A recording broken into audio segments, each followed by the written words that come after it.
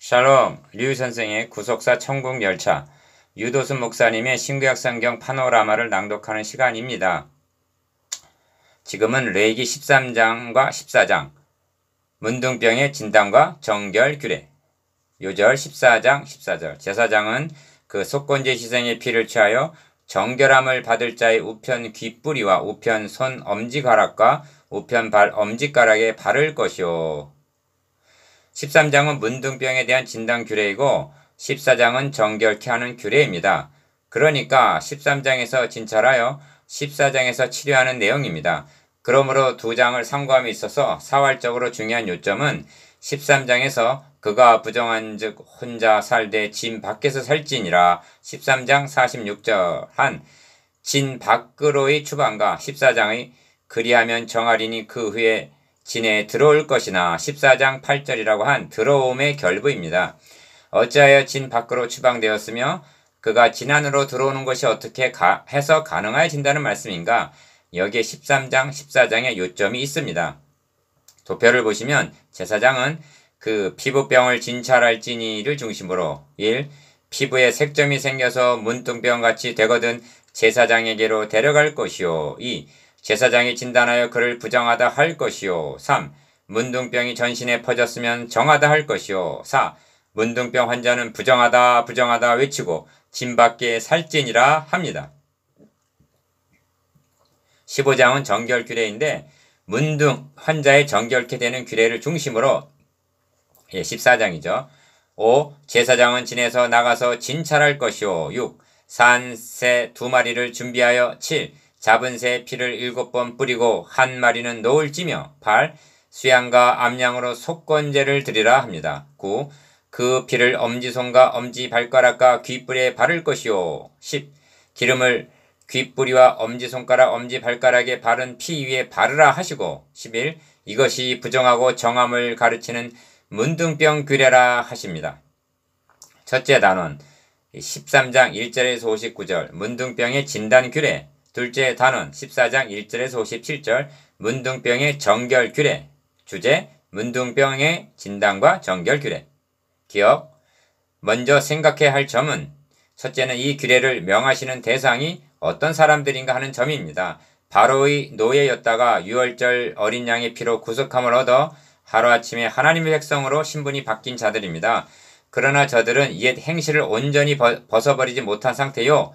둘째는 영적으로는 어린아이와 같은 단계이고 셋째는 약속의 땅에 들어가기 전까지는 열악한 환경에서 집단 생활을 해야 하는 처지고 넷째는 복음이 밝히 나타나기 이전 즉 의문이라는 수건에 가려졌던 시대에 주어진 규례라는 점입니다. 이런 상황 하에서 저들에게 주어진 규례의 목적은 1차적으로는 백성의 건강을 염두에 두었을 것이나 궁극적인 목적은 하나님의 백성답게 거룩한 삶을 살게 하시려는 데 있는 것입니다.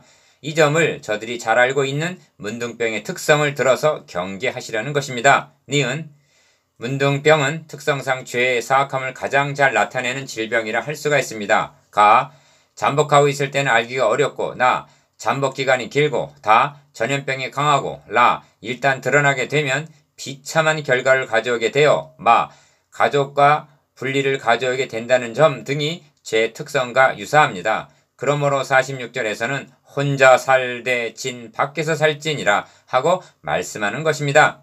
디귿 그러므로 본문 안에서 진찰하여 라는 말이 16번, 진단하라는 말도 9번이나 나옵니다. 진찰하여 진단하는 일은 제사장이 해야 한다고 말씀합니다. 이는 어렵고도 분별력이 있어야 하는 직무였을 것입니다.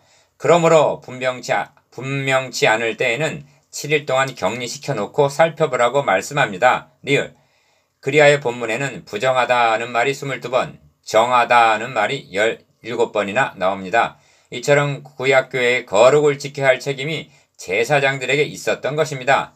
이 점을 신약성경에서는 너희의 자랑하는 것이 옳지 아니하도다. 적은 누룩이 온 덩어리에 퍼지는 것을 알지 못하느냐. 너희는 누룩 없는 자인데 새 덩어리가 되기 위하여 묵은 누룩을 내어버리라.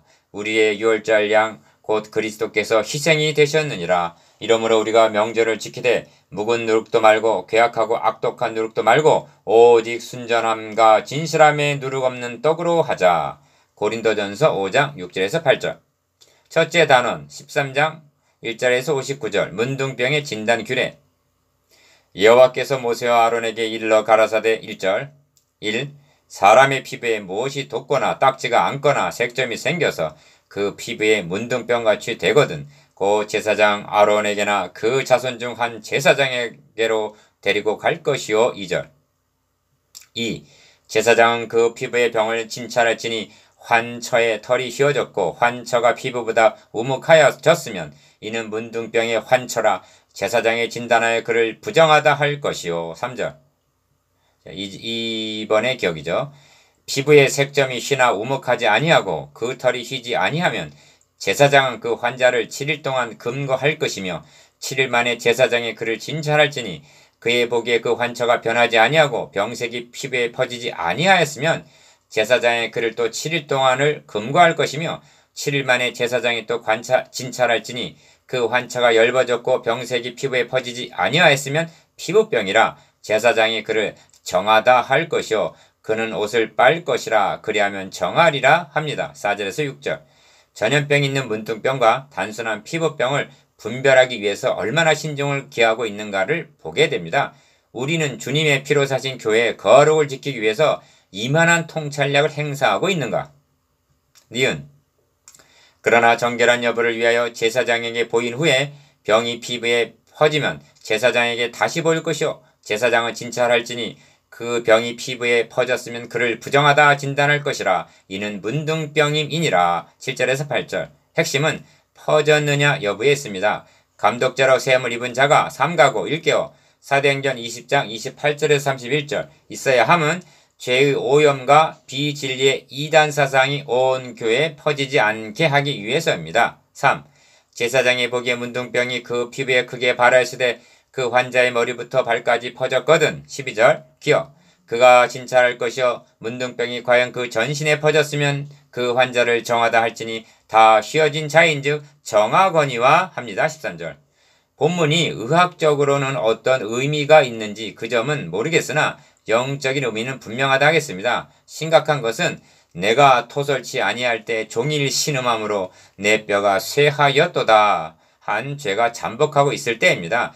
그러나 내가 이르기를 내 허물을 여호와께 자복하리라 하고 주께 내 죄를 아뢰고 내 죄악을 숨기지 아니하였더니 고 주께서 내 죄의 악을 사하셨나이다 합니다. 시편 32편 3절에서 5절 그래서 전신에 퍼졌으면 즉 다 드러났으면 퍼질 염려가 없기 때문에 정하다 하는 것입니다. 니은 그러나 아무 때든지 그에게 난육이 발생하면 그는 부정한 즉 14절 즉 그 죄를 되풀이한다면 부정한 자가 되어서 문둥병자처럼 격리되어야 한다는 것입니다. 그러므로 진찰하여 진단을 내리는 요점은 환자가 퍼졌느냐 퍼지지 않았느냐를 지켜보는 일입니다. 이 말이 17번이나 등장합니다. 이 점을 목회 서신에서는 범죄한 자들을 모든 사람 앞에 꾸짖어 나머지 사람으로 두려워하게 하라 합니다. 디모데전서 5장 20절 그러나 이 일은 신중에 신중을 기해야 할 사안입니다. 4. 그러므로 문둥 환자는 옷을 찢고 머리를 풀며 윗입술을 가리우고 외치기를 부정하다 부정하다 할 것이요. 45절 기억 병이 있는 날 동안은 늘 부정할 것이라 그가 부정한즉 혼자 살되 진 밖에 살지니라 합니다. 46절 왜냐하면 접촉을 피하게 하여 다른 사람에게 전염이 되지 않게 하기 위해서입니다. 다시 상기시킵니다만 진 밖에 살라는 13장 46절과 진에 들어올 것이나 한 14장 8절의 결부를 놓치지 마시기를 바랍니다. 이 점을 신약성경에서는 이 악한 사람은 너희 중에서 내어 쫓으라 고린도전서 5장 13절이라고 말씀하는가 하면 그런즉 너희는 차라리 저를 용서하고 위로할 것이니 저가 너무 많은 근심에 잠길까 두려워하노라 고린도후서 2장 7절 이렇게 얘기하고 회개한 자를 받아주라고 권면합니다. 니은 이는 정하고 부정한 것을 단정하는 규례니라 하십니다. 59절 둘째 단원 14장 1절에서 57절 문둥병의 정결 규례 14장은 문둥병의 정결 규례입니다. 하나님은 진단하여 진 밖에 살도록 추방만 하시는 것이 아닙니다. 그것은 율법이 하는 일입니다. 복음은 그를 정결케 하여 진 안으로 맞아들여서 함께 살게 하는 것입니다. 여호와께서 모세에게 일러 가라사대 1절 5. 문둥 환자의 정결케 되는 날의 규례는 이러하니 곧 그 사람을 제사장에게로 데려갈 것이요. 2절. 5번의 겨. 제사장은 진에서 나가서 진찰할지니 그 환자에게 있던 문둥병 환처가 나았으면 3절. 본문의 문둥병을 죄의 상징으로 여긴다면 진에서 나가서 진찰하라는 말씀은 영광을 떠나 임마누엘 하신 것으로 문둥병 환처가 나았으면 이라는 말은 믿고 회개한 것으로 볼 수도 있을 것입니다. 이 점이 다음 상징에도 나타나는데 6. 제사장은 그를 위하여 명하여 정한 산 새 2마리와 백향목과 홍색실과 우슬초를 가져오게 하고 합니다. 4절. 기어 제사장은 또 명하여 그 새 하나는 흐르는 물 위에 질그릇 안에 잡게 하고 합니다. 5절. 정결 규례는 불가해한 것이 아닙니다. 실물 교육을 하듯이 저들의 인식 수준에서 말씀하시기 때문에 그로부터 수천 년이 지난 현대인들이 볼 때 얼른 이해가 안 될 뿐입니다.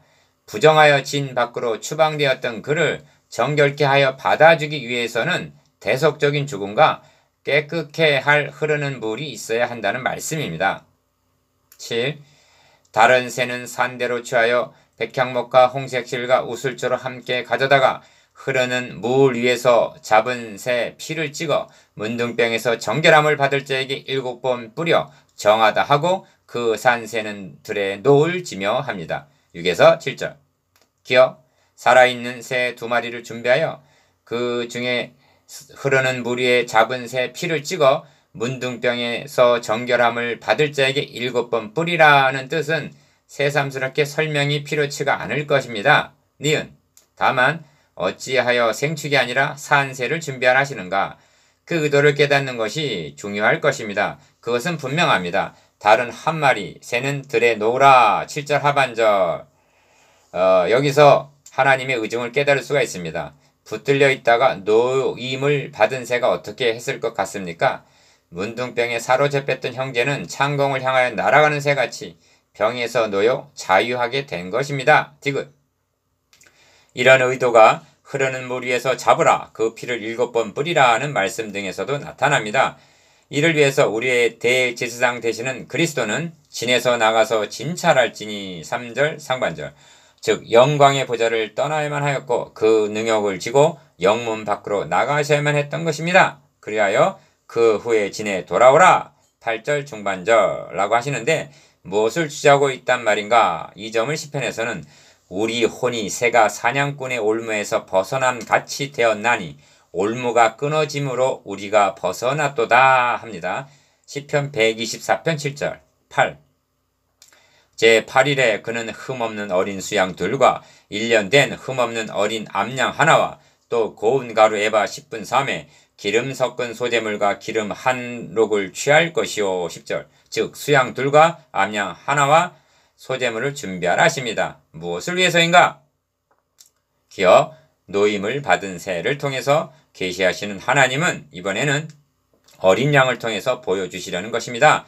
구속교리는 한번 말씀하고 지나쳐도 되는 것이 아닙니다. 확고하게 세워지기 위해서 여러 부분과 여러 모양, 히브리서 1장 1절로 얼마나 반복적으로 강조하고 있는가를 유념하시기를 바랍니다. 그리하여 정결케 하는 제사장은 정결함을 받을 자와 그 물건들을 회막문 여호와 앞에 두고 어린 수양 하나를 취하여 기름 한 록과 아울러 속건제로 들이대 여호와 앞에 흔들어 요제를 삼고 11절 12절이라고 한 속건제와 니은 다른 수양과 암양으로는 곧 속죄제와 번제를 드리고 13절 소제를 드리라 하시는 것입니다. 여기에 속건제, 속죄제, 번제, 소제가 있습니다. 문둥병에 사로잡혔던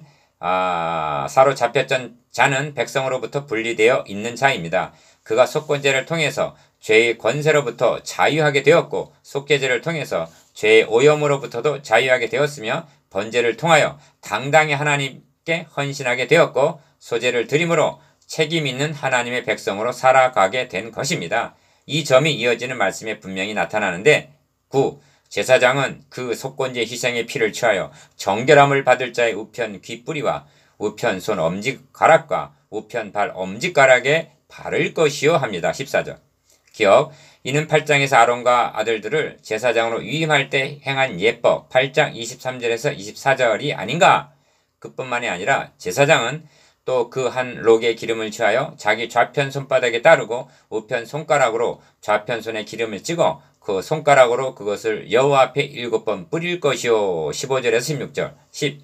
손에 남은 기름은 제사장이 정결함을 받은 자의 우편 귓뿌리와 우편 손 엄지가락과 우편 발 엄지가락 곧 속건제 희생의 피 위에 바를 것이며 하십니다. 17절. 놀랍지 않으십니까? 그 형제는 먼저는 희생의 피를 바르고 또한 그 위에 동일한 방법으로 기름 바름을 입은 것입니다. 기억. 그뿐만이 아닙니다. 오히려 그 손에 남은 기름은 제사장이 그 정결함을 받은 자의 머리에 바르고 합니다. 18절 상반절. 여호와 앞에서 제사장은 그를 위해 속죄하고 또 제사장은 속죄제를 드려 그 부정함을 인하여 정결함을 받으려는 자를 위하여 속죄하고 그 후에 번제 희생을 잡을 것이요. 제사장은 그 번제와 소제를 단에 드려 그를 위하여 속죄할 것이라. 그리하면 그가 정결하리라 합니다. 18절 하반절에서 20절. 니은 죄인의 상징인 문둥병자에게 베푸시는 은총이 너무나 영광스럽게 이를 다시 한번 정리를 해보면 그는 먼저 피를 바름 즉 죄사함을 받았고 그뿐만이 아니라 기름으로 귀, 손, 발에 바름으로 의의 도구가 되었고 기름으로 머리에 부음을 받아 그리스도인이 된 것입니다. 얼마나 영광스러운가. 그에게 그럴 만한 자격이나 공로가 있는 것이 아닙니다. 이는 마치 탕자가 돌아왔을 때 좋은 옷을 내어다가 입히고 손에 가락지를 끼우고 발에 신을 신기라. 그리고 살찐 송아지를 끌어다가 잡으라. 우리가 먹고 즐기자. 이 내 아들은 죽었다가 다시 살아났으며 내가 잃었다가 다시 얻었노라 하심과 같은 것입니다. 누가복음 15장 22절에서 24절. 복음서에는 문둥병을 고쳐주신 기사와 언급이 많이 등장합니다. 우리는 실로 문둥병자와 같은 자들이었습니다. 그런 우리들을 왕같은 제사장의 위에 오르게 해주신 것입니다. 그리고 결론은 11. 그리고 결론은 언제는 부정하고 언제는 정함을 가르치는 것이니 문둥병의 규례가 이러하니라 합니다. 57절. 주님은 말씀하십니다. 이와 같이 죄인 하나가 회개하면 하늘에서는 회개할 것 없는 의인 99을 인하여 기뻐하는 것보다 더하리라. 누가복음 15장 7절. 12. 묵상해 보겠습니다. 기억. 문둥병에 대한 진찰과 진단에 대한 신령한 의미에 대해서. 니은 문둥병에 대한 정결 규례의 신령한 의미에 대해서. 디귿 진 밖에 살찐이라와 진에 들어올 것이라는 의미에 대해서.